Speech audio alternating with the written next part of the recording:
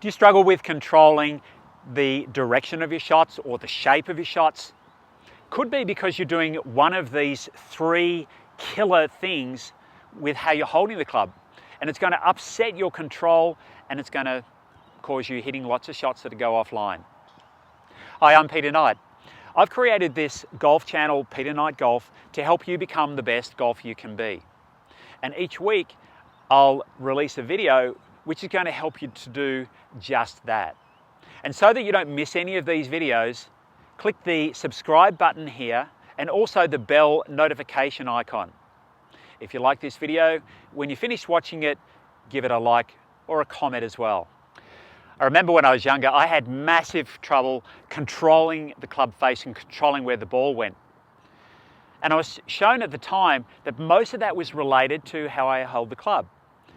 When I made the changes and got rid of some of the things that I'm about to talk to you about, it made a massive difference. Now, it wasn't that easy because it felt so uncomfortable to hold the club correctly when I wasn't used to it.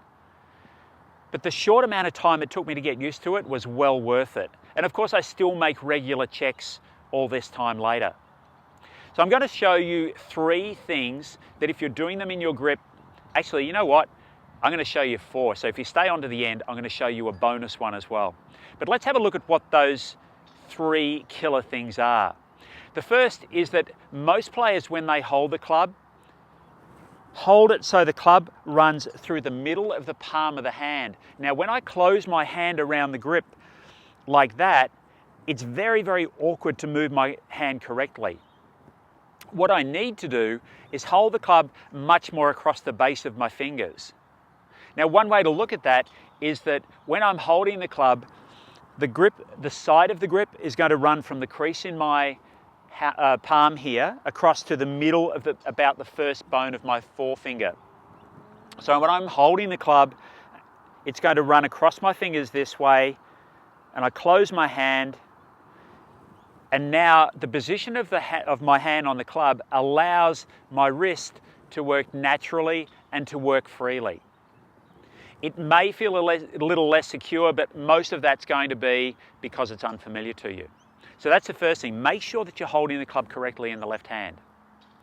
The second thing is holding the club in the right hand. It feels really strong to hold the club in the base of the fingers.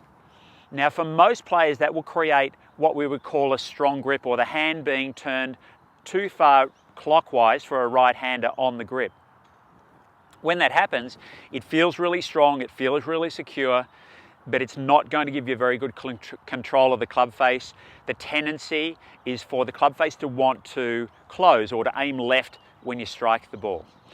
The way the club should run through your hands is that it should run from the first joint on your ring finger across to the top joint, the top knuckle on your forefinger. So when I hold the club with my right hand, the club's running very much across the fingers. And when I close my hand, my left arm's completely covered over. So the club, when I'm holding it in the right hand correctly there, will give me the best chance of controlling the club face without having to feel like I'm manipulating it. It will feel like it takes control away from your hand, and it might even feel for some of you that you're going to hit the ball a little to the right. And you may well do that as you get used to it. So they're the first 2 things. The third thing is almost like the silent killer. And if you've ever struggled with thumb soreness, elbow soreness, or shoulder or neck soreness, this could be a potential cause. And that is holding too much tension in the thumb and forefinger of either hand, or both hands in some cases. When I hold the club, I've got very little pressure in the thumb and forefinger of either my left hand or my right hand. Now, a telltale sign, if you've got old grips that have depressions where your thumbs go, there's a very good chance that there's too much pressure on the grip with your thumbs, and the likelihood is that they're going to move a little bit. So if you take that tension away, again, it might feel like the grip feels a little bit sloppy. Your fingers are not loose, they're closed, but they're not gripping tightly. But that'll allow you to swing the club very, very freely. So that's the third thing. So we've looked at how the club runs through your left hand, holding the club in the fingers of your right hand more correctly, and keeping the tension out of the thumb and forefinger. Okay, here's the fourth thing, the bonus. So many players I see, when they hold the club, sometimes with both hands, there's quite a big gap between the knuckle on the thumb here and the base knuckle on the forefinger. Now, if I do that with both hands, when I get to the top of my swing, very big chance the club can slip.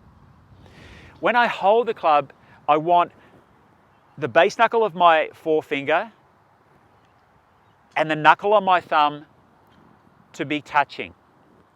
I'm not squeezing them together, it's just how they're sitting on the grip. Because remember, again, we don't want pressure in the thumb or forefinger of either hand. When I place my right hand on the club, if I'm holding it correctly in the fingers, it's quite likely that those same two knuckles on my right hand are going to be touching one another. So now when the club swings, there's far less likelihood of it moving, not because of grip pressure, but because of hand positioning on the grip to start with. Now, if you're like me, when you first start to do this, and unless your grip is already perfect, you're going to find somewhat uncomfortable. But that's okay, stay with it. You'll find that your shot control will get a lot better. Your strike will probably get better as well.